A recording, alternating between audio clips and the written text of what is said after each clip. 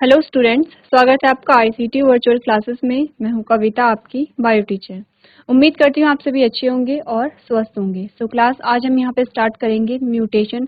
जानेंगे म्यूटेशन क्या होता है, कितने प्रकार का होता है और म्यूटेशन से होने वाली बीमारियां कौन कौन सी होती हैं। तो आइए चलते हैं स्मार्ट बोर्ड की तरफ। म्यूटेशन आपने सुना होगा, अगर नहीं सुना है तो अब आप अच्छे से ध्यान देंगे, क्योंकि हम म्यूटेशन को बहुत डीप में नहीं पढ़ेंगे। हम म्यूटेशन को इतना जानेंगे कि म्यूटेशन से रिलेटेड जो भी क्वेश्चन आपके पास आए आप उसका आंसर कर ले। सबसे पहले जानते हैं डेफिनेशन क्या है। देखिए, जो जेनेटिक मटेरियल होता है, क्या है हमारा जेनेटिक मटेरियल? हमने कहा डीएनए। जेनेटिक मटेरियल में कोई भी जो चेंज होते हैं, किसी भी प्रकार का जो चेंज होता है, तो किसी भी प्रकार से क्या मतलब है, सिंपली हम पहले जान लेते हैं। हमने कहा जेनेटिक मटेरियल में कोई भी जो चेंजेस आते हैं उन्हें हम क्या कहते हैं? म्यूटेशंस कहते हैं। ठीक है, ये बात क्लियर है। अब किस प्रकार के चेंजेस आएंगे? हमने कहा जेनेटिक मटेरियल में जो कोई भी क्वालिटेटिव और क्वांटिटेटिव चेंजेस आ रहे हैं, यानी कि हमने कहा गुणात्मक जो परिवर्तन है या मात्रात्मक परिवर्तन है, उन्हें हम म्यूटेशंस कहते हैं। दूसरी बात हमने कर ली है। तीसरी बात हमने क्या कहा कि जो डीएनए है या जो जीन है या क्रोमोसोम है, उनके सीक्वेंस में, उनकी क्वालिटी, उनकी क्वांटिटी में, उनके नंबर में कोई भी जो चेंजेस आते हैं उन्हें हम म्यूटेशंस कहते हैं। तीनों जो चीजें हमने अलग अलग कही हैं उनका मतलब एक ही है। देखिए, हमने कहा म्यूटेशन क्या होते हैं? जेनेटिक मटेरियल में कोई भी चेंजेस, चाहे उनकी सीक्वेंस में चेंजेस आ रहे हैं, चाहे उनके नंबर में चेंजेस आ रहे हैं, यानी कि चाहे क्वालिटी में चेंजेस आ रहे हैं या क्वांटिटी में चेंजेस आ रहे हैं, उन्हें हम क्या कहते हैं? म्यूटेशन कहते हैं। ठीक है, ये बात क्लियर है, सिंपल सी बात है। देखिए, अब हमें ये पता है कि हमारे हर सेल में क्या होते हैं? क्रोमोसोम होते हैं। और कितने पेयर ऑफ क्रोमोसोम हमने कहा है? हमने कहा है 46 क्रोमोसोम होते हैं, या फिर जिन्हें हम क्या कहते हैं? 23 पेयर भी कहते हैं, यानी कि 23 जोड़े क्रोमोसोम भी हम कहते हैं। अब इन्हीं क्रोमोसोम में क्या होगा? हमने कहा कि इनके सीक्वेंस में चेंजेस हो गए हैं। सीक्वेंस में कोई चेंजेस हो गया है, ठीक है। हमने कहा इनके नंबर में चेंजेस आ गए हैं। नंबर में जैसे कि 46 का या तो 47 हो गया है, या फिर क्या हो गया है? 46 का 45 हो गया है। तो ये जो चेंजेस आ रहे हैं नंबर में, इन्हें हम क्या कह रहे हैं? म्यूटेशन कह रहे हैं। ठीक है, ये बात क्लियर है। आप जानेंगे म्यूटेशन का मतलब ही है यहाँ पे कि क्रोमोसोम के सीक्वेंस में चेंजेस है या क्रोमोसोम के नंबर में कोई चेंजेस है, उन्हें हम क्या कहेंगे? म्यूटेशन कहेंगे या उत्परिवर्तन हम यहाँ पे कहेंगे। ठीक है, तो पढ़ लेते हैं क्या है म्यूटेशन। चलिए, तो हमारे पास यहाँ पे डेफिनेशन क्या दी गई है? The DNA sequence is specific to each organism, यानी कि डीएनए अनुक्रम प्रत्येक जीव के लिए विशिष्ट है। ये हम सभी जानते हैं, इसीलिए हम क्या कहते हैं? कोई भी जब टेस्ट कराना होता है तो हम वहाँ पे क्या करते हैं? डीएनए टेस्ट कराते हैं। आपने देखा होगा। तो यहाँ पे नेक्स्ट लाइन हमें क्या बता रही है? हमने कहा it can sometimes undergo changes in its base pair sequence, यानी कि यह कभी कभी इसके बेस जोड़े अनुक्रम में परिवर्तन से गुजर सकता है। क्या आपको बात बताई जा रही है? जब आपने यहाँ पे डीएनए का स्ट्रक्चर देखा तो हमने क्या कहा था कि बहुत सारे नाइट्रोजनस बेस पेयर वहाँ पे होते हैं, और इन बेस पेयर के सीक्वेंस में अगर चेंज हो गया है, हमने क्या बात की? हमने कहा म्यूटेशन क्या है? या तो सीक्वेंस में चेंजेस है, या तो नंबर में चेंज है, या पोजीशन में चेंज है। किसी भी प्रकार का चेंज है, स्ट्रक्चर में चेंजेस आ गए हैं, चाहे क्वालिटेटिव चेंजेस है चाहे क्वांटिटेटिव चेंजेस है, सारे को ही हम क्या कह रहे हैं? म्यूटेशंस कह रहे हैं। तो ये लाइन हमें यही बता रही है कि जो डीएनए का सीक्वेंस है वो हर एक पर्सन में स्पेसिफिक है, इसीलिए हम क्या करते हैं? आइडेंटिफाई करते हैं। तो नेक्स्ट लाइन हमें क्या बता रही है कि कभी कभी क्या होता है? ये जो नाइट्रोजनस जो बेस पेयर होते हैं, इनमें कोई चेंजेस आ सकते हैं, और इन्हीं चेंजेस को हमने क्या कहा है? म्यूटेशन कहा है या उत्परिवर्तन हमने कहा है। ठीक है, ध्यान रखेंगे म्यूटेशन में क्या क्या हो रहा है। हमने कहा सीक्वेंस में चेंजेस हो रहे हैं, पोजीशन में चेंजेस आ सकते हैं, नंबर में चेंजेस आ सकते हैं, स्ट्रक्चर में चेंजेस आ सकते हैं, यानी कि क्वालिटी और क्वांटिटी दोनों में यहाँ पे क्या आ सकते हैं? चेंजेस आ सकते हैं। ठीक है, अब किस प्रकार से आएंगे हम आगे पढ़ेंगे। जब हम देखेंगे म्यूटेशन के कितने प्रकार होते हैं तब हम जानेंगे, आपको अच्छे से समझ आएगा कि कहाँ पे क्या हो रहा है। सबसे पहले आपको क्या याद रखनी है? म्यूटेशन की डेफिनेशन आपको याद रखनी है। ये बात क्लियर है। नेक्स्ट हमने क्या कहा? हमने कहा a mutation may lead to changes in proteins translated by the DNA, यानी कि उत्परिवर्तन से डीएनए द्वारा अनुवादित प्रोटीन में परिवर्तन हो सकता है। सिंपल सी बात है। हमने क्या बात की है, हमने कहा डीएनए से क्या बनेगा, आरएनए बनेगा। यही बात हमने की है कि डीएनए का वो पीस, डीएनए का वो पार्ट जिससे आरएनए का निर्माण हो सकता है उसे हम जीन कह रहे हैं। ठीक है, यहाँ पे हमने जीन की बात नहीं की है, लेकिन जीन यहाँ पे है क्योंकि क्या है, जीन डीएनए का एक पीस है। ठीक है, तो हमने कहा कि जो जीन है, जीन से क्या बनेगा, ये बात हम करते चले आ रहे हैं। हमने कहा डीएनए है, डीएनए से आरएनए बना। ठीक है, और आरएनए से क्या बना है, प्रोटीन बना है, और प्रोटीन ही क्या करेगा, कैरेक्टर को कोड करेगा। यही बात अभी तक हम करते चले आ रहे हैं। हमने कहा डीएनए से आरएनए, आरएनए से प्रोटीन, प्रोटीन से कैरेक्टर को ये क्या करेगा, कोड करेगा। अब अगर डीएनए में ही यहाँ पे चेंजेस आ गए हैं तो जो प्रोटीन बनेगा उसमें भी चेंजेस आएंगे। ठीक है, नेक्स्ट लाइन हमें क्या बता रही है, आप देखेंगे, usually the cells can recognize any damage caused by mutation and repair before it becomes permanent. यानी कि आमतौर पर कोशिकाएं उत्परिवर्तन के कारण होने वाली किसी भी क्षति को पहचान सकती हैं और स्थायी होने से पहले उसकी मरम्मत कर सकती हैं। ठीक है, ये बात क्लियर है। हमने कहा कि डीएनए में कोई भी जो चेंजेस आ रहे हैं उसे हम क्या कह रहे हैं, म्यूटेशन कह रहे हैं। ठीक है, यानी कि हम कह सकते हैं कि जो यहाँ पे हमारा डीएनए है वो डैमेज हो रहा होगा, उसमें चेंजेस आ रहे होंगे। और ध्यान रखिए, म्यूटेशन से कभी सडन नहीं होते हैं, म्यूटेशन धीरे धीरे यहाँ पे आते हैं। ठीक है, ये बात क्लियर है, आपको इतना ध्यान रखना है। अब एक और जो टर्म है वो आपको ध्यान रखिए, हम पढ़ रहे हैं म्यूटेशन के बारे में। ठीक है, जितने भी टर्म्स है फटाफट हम यहाँ पे क्या करेंगे, डिस्कस कर लेंगे। तो हम बात कर रहे हैं म्यूटेशन की, यानी कि उत्परिवर्तनवाद की। अब हमने कहा जो म्यूटेशन होता है वो होता है म्यूटाजेंस के कारण। ठीक है, अब देखिए, जो म्यूटाजेंस है ये क्या है, म्यूटाजेंस वो है जिनके कारण म्यूटेशन हो रहा है। देखिए, ये तो हमें पता है कि म्यूटेशन क्या है, हमारे डीएनए में कोई चेंजेस आ रहे हैं, हमारे जीन जो डीएनए है उसमें परिवर्तन आ रहा है। लेकिन ये परिवर्तन किसकी वजह से आ रहा है, कोई तो ऐसा कारक होगा जिसकी वजह से यहाँ पे परिवर्तन आ रहा है, तो उसे हम क्या कहते हैं, म्यूटाजेंस कहते हैं। आपको शब्द को ध्यान रखना है, म्यूटेशन और म्यूटाजेंस। म्यूटाजेंस क्या करेंगे, म्यूटेशन को कॉज करेंगे, म्यूटेशन का जो रीजन है वो क्या है, म्यूटाजेंस है। अब जो म्यूटाजेंस है वो क्या है, आप एग्जाम्पल जब आप पढ़ेंगे तब आपको ज्यादा अच्छे से समझ आएगा म्यूटाजेंस क्या होते हैं। हमने कहा जो म्यूटाजेंस हैं वो दो प्रकार के होते हैं। ठीक है, हमने कहा जो म्यूटाजेंस है वो दो प्रकार के होते हैं। कौन कौन से वो प्रकार होंगे, हमने कहा फिजिकल।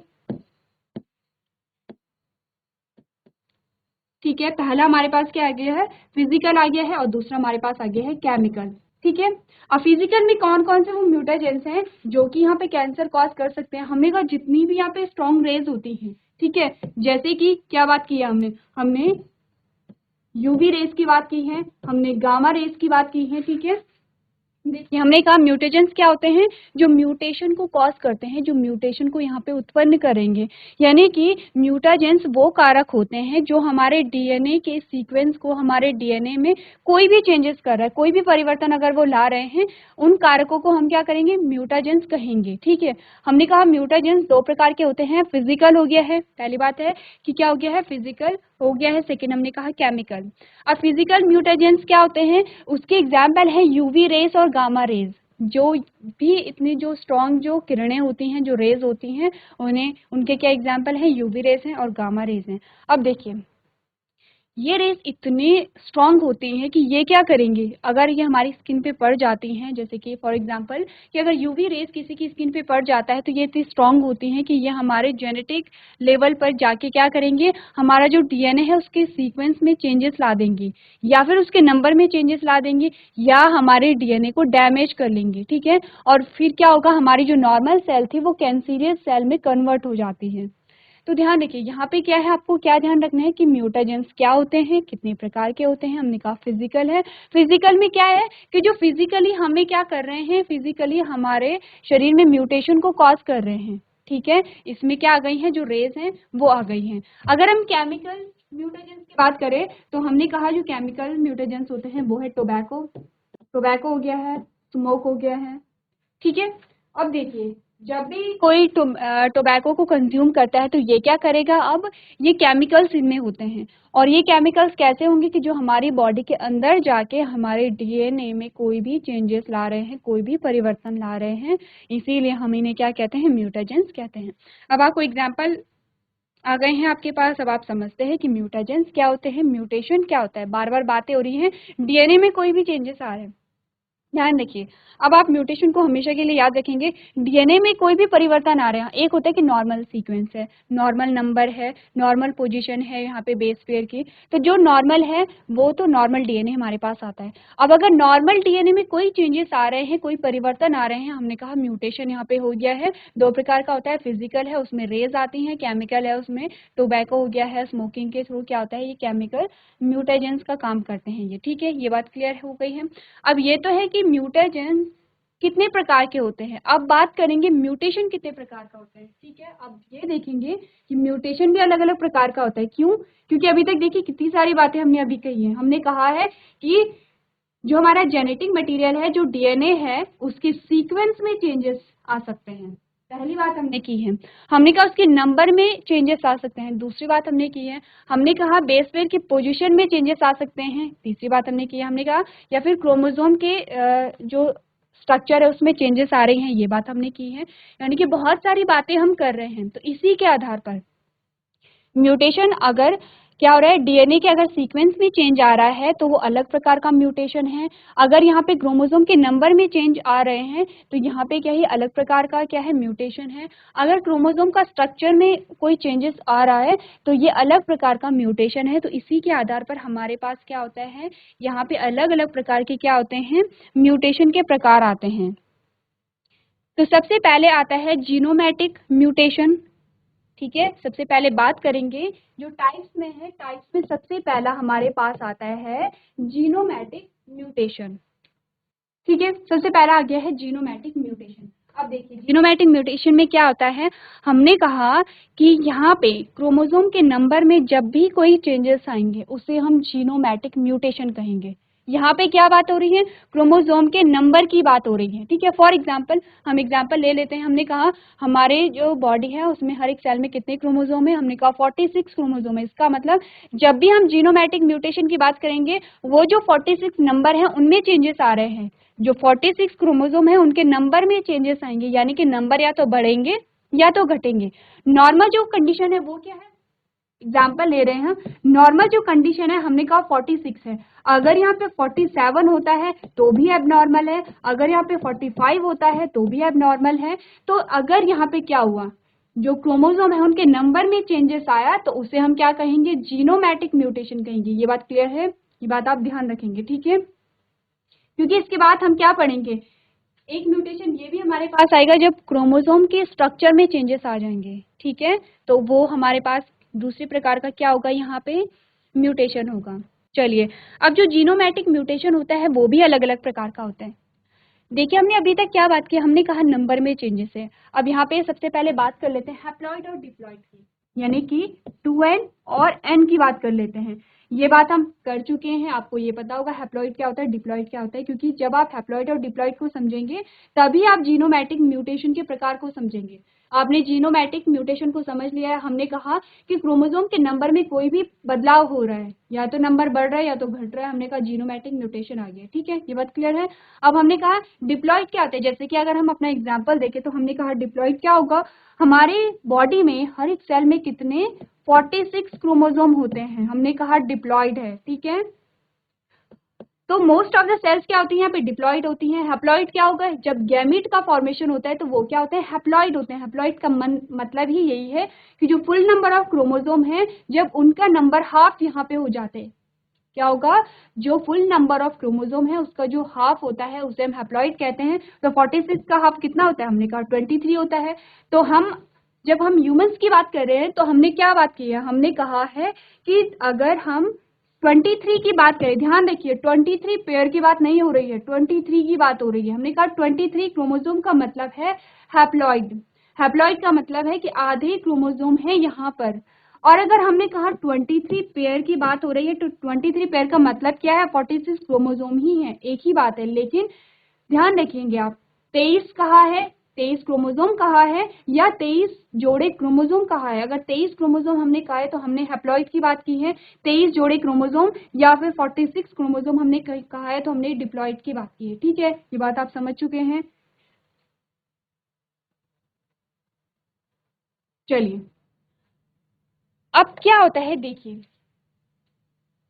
ये बात आप समझ चुके हैं, 2n और n का मतलब आप समझ चुके हैं। इसी के बेसिस पे हम जानेंगे कि जो जीनोमैटिक म्यूटेशन है वो कितने प्रकार का होता है। कभी कभी क्या होगा, 2n में अगर पूरा का पूरा n यहाँ पे आ जाता है, n का मतलब क्या होता है कि एक हैप्लॉइड जो है वहां पे वो जुड़ गया है, यहाँ पे हैप्लॉइड सेट यहाँ पे जुड़ गया, तो कितना हुआ ये 3n हो गया है, ठीक है। या फिर 2n में अगर 2n जुड़ गया है तो कितना हुआ ये, हमने कहा 4n हो गया है।